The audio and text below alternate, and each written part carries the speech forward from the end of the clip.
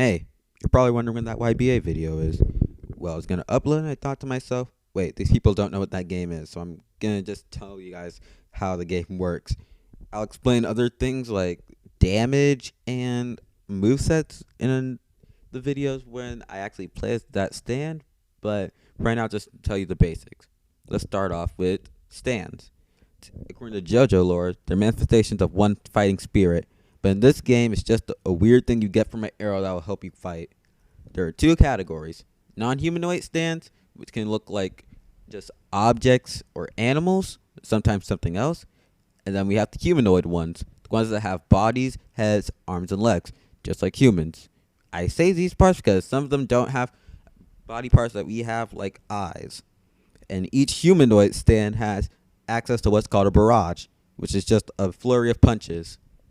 Anyway, these stands can be either close-up stands, which you need to be at really close range to use, like almost right up in their face. And then they can be long-ranged or ranged stands. You can be far away, and that's when they're most not usable. Was they're most effective. All right. Now, before I stutter again, let's get to fighting specialties. These are things you can get to upgrade your character and stand. First, we have the two chargeable ones, Haman and Spin. When they're fully charged, Haman can give you attack and defense buffs, while Spin can give you projectile buffs. And it has a move where you can get defense buffs, but you don't need to charge up Spin.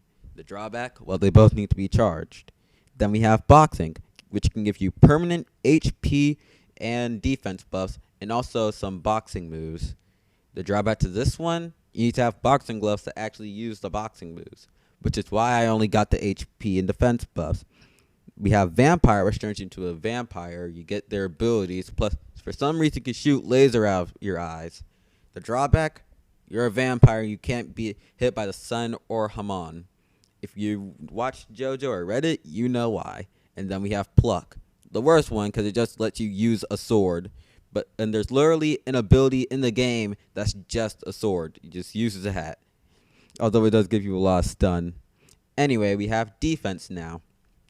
In terms of movement defense, the only one I could think of is dashing.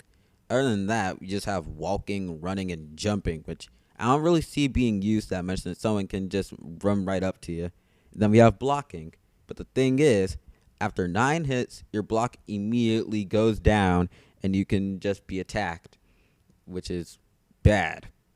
Then we have perfect blocking, which if you play the fighting game, you know what that is.